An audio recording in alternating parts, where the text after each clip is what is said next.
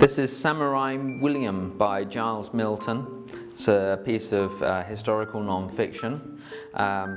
Ostensibly it follows William Adams, who was an English mariner who found himself marooned on Japan back in the times when we knew nothing about Japan. So this was like 1611.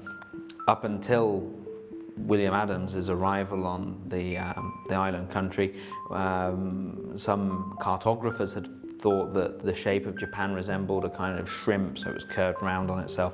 Completely inaccurate, but so little was known about the country back then. And it's a very interesting book in the way that he ties in historical fact into his narrative.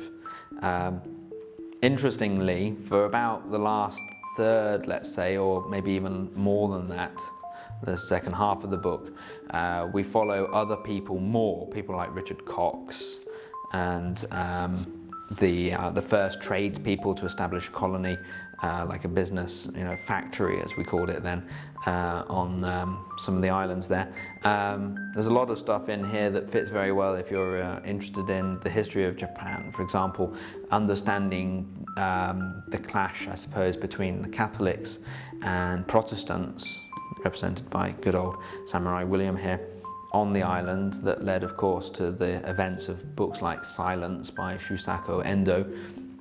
And if you've ever come across James Clavell's Shogun, as I'm sure any book lover will have done, this is basically the historical truth. Samurai William was the main character in Shogun. So there's a lot there that sits well with what you might already have learnt. So it's a good companion piece, I would say.